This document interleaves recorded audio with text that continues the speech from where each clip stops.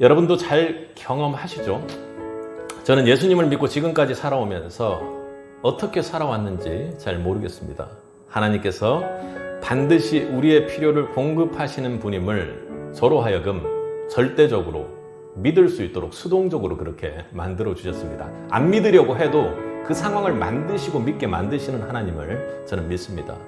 우리의 믿음이 부족해서 염려하다가 때론 순간순간 넘어지는 경우가 있을지라도 하나님은 이 땅에서도 한 번도 실망시키는 법이 없습니다. 당장은 아닌 것 같은데 그럴 때도 있지만 돌아보면 항상 넘치도록 채워주시는 은혜가 하나님으로부터 있었던 것을 우리는 깨닫습니다.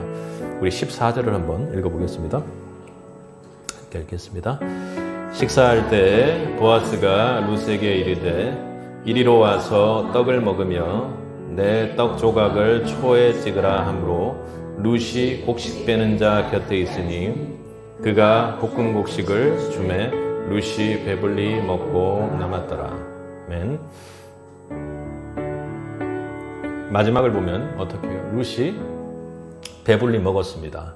룻이 베들레헴에 닿을 때 그때 어땠을까요? 매우 힘든 상황이었습니다. 1장 21절을 보면 하나님이 나로 비어 돌아오게 했다고 나오미가 이야기하는 것을 보면 본인의 형편들이 나오미와 룻의 형편이 얼마나 어려웠는지를 알게 합니다. 베들레헴에 돌아와서 다른 이들의 도움으로 살아갔을지 모르지만 지금 이삭을 주우러 온 그 상황들을 생각해 보면 끼니를 때우는 것조차 힘든 상황이었음이 분명합니다. 그런 룻이 배불리 먹었습니다. 그리고 더욱더 놀랍고 은혜가 되는 말씀은 공급하심에 필요를 넘어 배불리 먹고도 남음이 있었다라는 것입니다. 하나님의 은혜는 이렇습니다. 우리의 필요를 채우고도 넘침이 있습니다. 보아스를 통해 우리의 필요를 넘치도록 채우실 것을 약속하고 계십니다. 아멘. 하나님이 넘치도록 우리의 필요를 채우시는 하나님임을 그 하나님의 은혜를 믿을 수 있기 바랍니다. 하나님의 은혜는 넘치도록 채우는 은혜가 있습니다. 우리가 배불리 먹고도 남음이 있습니다. 하나님의 채우시는 은혜가 그냥 멈추어 있는 은혜가 아니라는 것이죠.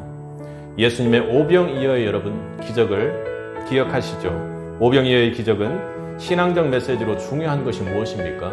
거기는 우리가 먹고 배불리 그렇게 뭔가 허기를 해결했다는 것이 아니라 그 안에 하나님의 은혜가 있는 것입니다. 그 많은 사람들을 배불리 먹이는 것으로 끝나지 않았다는 것이 중요합니다. 모든 사람을 먹이고도 은혜의 부스러기만도 12강주리가 넘쳤습니다. 하나님의 은혜는 그 부스러기만으로도 우리를 영영히 채우고도 남음이 있음을 믿을 수 있기 바랍니다. 하나님의 채움은 하나님의 은혜는 한 번으로 끝나는 것이 아니라 끝까지 책임지는 은혜임을 여러분 가슴속에 새기십시오. 우리 15절과 16절을 읽겠습니다. 룻이 이삭을 주우러 일어날 때 보아스가 자기 수면제에게 명령을 하길래 그에게 곡식한 사이에서 죽게 하고 책망하지 말며 또 그를 위하여 곡식 다가에서 조금씩 뽑아가서 그에게 죽게 하고 죽이지 말라 하니라. 아멘. 이렇게 복잡하게 썼다고 그냥 귀찮게 넘어가시지 마시고 그 상황들을 잘 생각해서 읽어보시면 하나님께서 큰 은혜를 주십니다. 여러분 떨어진 이삭만 주어서는 어떻습니까? 공사하다가 이삭이 떨어졌어요. 그 이삭을 주어서 그 많은 사람들이 지금 죽어가는 상황입니다. 그 상황에서 그 이삭만 주어서 허기를 때울 수가 있을까요? 지금 현재는 배부릅니다.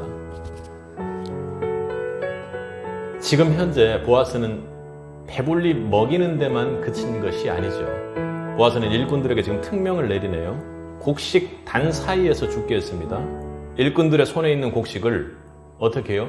의도적으로 조금씩 흘려주라고 이야기하는 것이죠. 절대 그것을 주울 때 꾸짖지 말라고도 합니다. 이 상황을 여러분 그림으로 그려보면 보아스가 소녀들 가운데서 가장 앞서 주울 수 있도록 허락해주고 그리고 주워 하면서 곡식을 계속 흘려주는 그 상황 생각해 보십시오. 이건 좀 아니지 않습니까? 이건 상황을 생각해 보면 너무나도 웃긴 사실 인위적으로 곡식을 이렇게 막 흘려주면서 이렇게 죽고 이렇게 따라오도록 하는 것입니다. 어떻습니까? 뽑아서 그냥 주는 것 아닙니까? 그냥 먹이려고 그냥 곡식을 퍼주는 것 아닙니까? 여러분, 이런 게 어째서 가능한 것일까요? 이런 게 어째서 가능한 것입니까? 하나님의 은혜가 바로 이러한 방식입니다. 하나님이 우리 성도를 대하는 방식, 그것 바로 은혜입니다. 여러분, 품꾼의 비유를 잘 아시죠? 포도원 품꾼이 일꾼을 구하기 위해서 포도원에서 일꾼을 구하러 나갔다가 일꾼을 구하는데 당장 여러 명을 구하지 않은 상황이어서 파트를 나누어서 시간대별로 품꾼을 구하지 않습니까? 근데 품삯을 정리할 때 어떻게 하죠? 처음에 늦게 온 사람에게 한 100만 원 정도의 품삯을 줬습니다. 아니, 한 1000만 원 정도의 품삯을 준 거죠. 엄청나게 큰 돈을 줬습니다. 늦게 온 사람에게. 그러니까 일찍 온 사람이 느낌이 어때요? 야, 이게 웬일이야? 저기가 1000만 원이면 1억? 혹 10억? 아침 꼭두새벽부터 온 나는 대체 얼마를 받는 거야 하고 그렇게 기대했습니다. 그런데 어땠어요? 같이 똑같이 1000만 원 받았습니다. 늦게 온 사람이라 일찍 온 사람이라 일찍 온 사람은 매우 불공평하게 느꼈을 것입니다. 그렇지 않겠어요? 여러분이 일찍 온 품꾼이라면 어떻게 하겠습니까? 말도 안 되고 쓴다고 소리치면서 난리를 하고 1000만을 받고서도 화를 냈을 것입니다.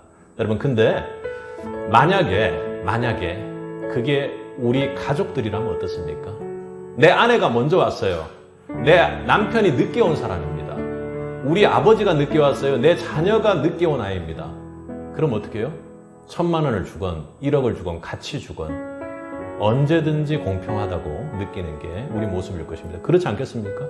우리 성도님, 그 주한이가 늦게 온 품꾼이에요. 근데 성도님도 1000만 원, 주한이도 1000만 원 주면 어떻게 생각하겠습니까? 야, 이 1000만 원을 어떻게 이렇게 많이 줄 수가 있는 생각에 우리는 포커스를 맞추고 집중하게 됩니다.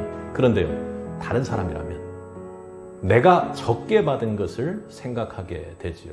하나님의 방식, 천국의 계산 방식이 그렇다는 것입니다. 이 모든 것이 그 품꾼을 가족으로 대한다면 달라진다는 것입니다. 앞서 보면 식사할 때 보아스는 자기의 떡을 룻에게 그냥 건네줄 수 있습니다. 그래, 먹어라. 이 떡을 먹어라. 저 떡을 던져가지고 쟤들에게 먹여서 먹일 수 있도록 배불리 먹도록 그렇게 해주어라. 그렇게 해도 될 것입니다. 그러나 그렇게 하지 않았죠. 14절을 보면 식사할 때 보아스가 룻에게 이르되 이리로 와서 떡을 먹고 내가 떡 조각을 초에 찍으라고 이렇게 이야기를 합니다.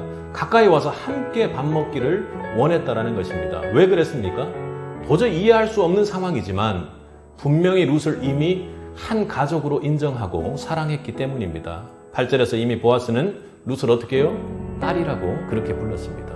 보아스는 이미 룻을 자신의 가족으로 대했던 것이죠. 보아스에게 룻은 더 이상 모함 여자가 아니었고 더 이상 남의 밭을 기웃거리는 떠돌이가 아니었던 거죠. 보아스의 가족이었습니다. 그러면 이해가 가요. 우리의 자녀가 우리의 가장 가까운 가족이 거기에서 이삭을 줍고 있다면 차라리 이 땅을 줘버리고 말지 그 이삭을 그렇게 줍고 정말 고통스러워하는 것을 누가 보고 있겠습니까? 룻은 과거의 우리의 모습과 꼭 같은 여인입니다. 룻은 외인이요. 세상에 소망이 없고 하나님을 알지 못하는 여인이었습니다. 하나님이 없는 자였죠. 그런데 이제는 하나님 은혜 안에서 하나님의 가족이 되었습니다. 저도 여러분도 그 은혜를 받은 자임을 기억하시기 바랍니다. 우리는 은혜를 받으면 잘 잊어버립니다. 그것은 개념적으로 은혜를 받고 은혜를 잘 믿지 못하기 때문입니다. 물에 흘려보내기가 일수이죠. 아마도 저도 누군가가 저에게 잘해준 건 다 잊고 있을 겁니다.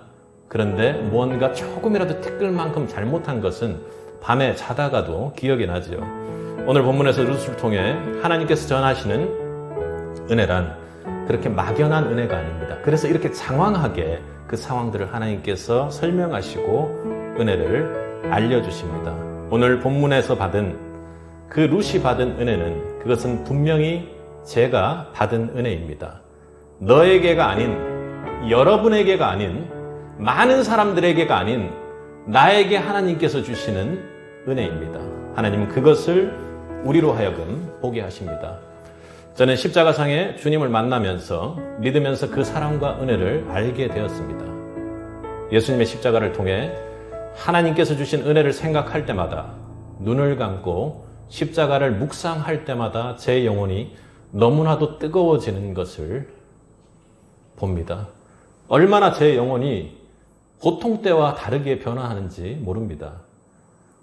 형편없는 죄인인 제가 예수 이름에 목소리가 떨리고 십자가의 몸이 뜨거워지며 십자가 은혜에 눈물을 흘릴 수밖에 없는 벅찬 마음이 됩니다.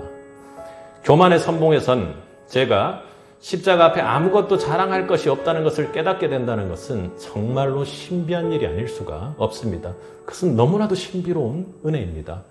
그리고 세상의 계산에 빠르던 제가 하늘 상급을 놓고 씨름을 하다니요. 내 눈앞에 보이는, 내 눈앞에 놓여질 상급에만 집중하던 제가 하늘 상급을 놓고 믿음으로 씨름하는 것을 보면 그 은혜는 지금도 더욱 놀랍습니다. 제가 보고도 믿을 수가 없는 은혜입니다. 그리고 저 같은 죄인을 자녀 삼으시는 하나님이 이해는 안 가지만 믿어진다는 것은 정말로 너무나도 근사한 일이 아닐 수가 없습니다. 이 땅에서 살면서 가장 존귀한 은혜요, 가장 근사한 은혜며 내가 영영히 추구하고 싶은 은혜입니다. 그 은혜는 분명히 오늘 루시 누리며 또 받기를 원하는 하나님의 은혜임이 분명합니다. 저는 그래서 하나님의 은혜를 더욱 사모할 수밖에 없습니다. 은혜를 더욱 사모하지 않을 수가 없습니다. 사랑하는 성도 여러분, 은혜 밖으로 돌아가지 마시기 바랍니다. 은혜를 사모하시기 바랍니다. 은혜에 더욱 가까이 가시기 바랍니다. 은혜 밖으로 절대로 나가지 않겠다고 여러분 버티고 견디시기 바랍니다. 은혜와 사랑이 여러분 가슴 가운데 묵상되어서 떨리고 영혼이 뜨겁게 바뀌는 은혜가 있기를 바랍니다. 전 영혼이 은혜를 경험하는 자가 되기를 간절히 기도합니다. 은혜를 받아 이 땅에서 그 삶을 누릴 줄 아는 사람들이 되길 바랍니다. 낮추어서 나는 받을 자격이 없는 자인데 하나님께서 언제나 은혜 주시는 것을 믿는 자들이 세빛의 성도들 되기를 바랍니다. 그리고 은혜를 하늘 상급으로 쌓아둘 줄 아는 사람이 되기를 또한 바랍니다. 그러기 위해 우리 또 하나 하나님 은혜를 보답하는 자가 되기 바랍니다. 여호와께서 내게 주신 모든 은혜를 무엇으로 보답할꼬? 다윗의 노래입니다.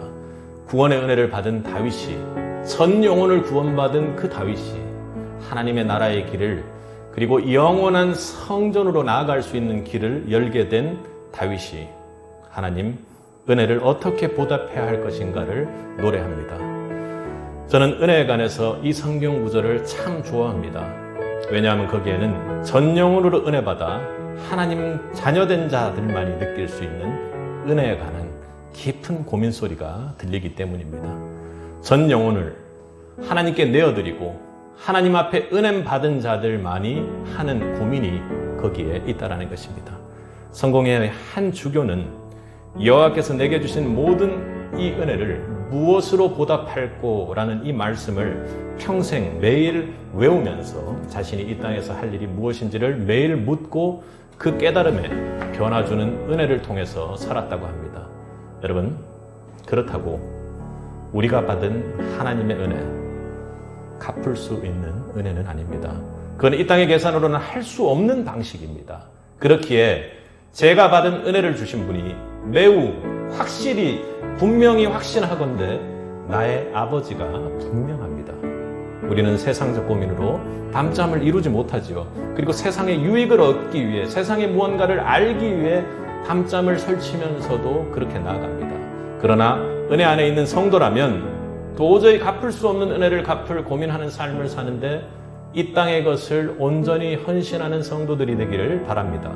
그렇게 은혜 안에 은혜 받은 성도가, 은혜 받을 성도가 은혜 갚을 고민을 하는 인생으로 산다는 것은 고민과 염려가 아니라 십자가 은혜 받은 자로서 영적 기쁨을 전 영혼이 온몸으로 느낄 수 있는 유일한 방법임을 믿습니다.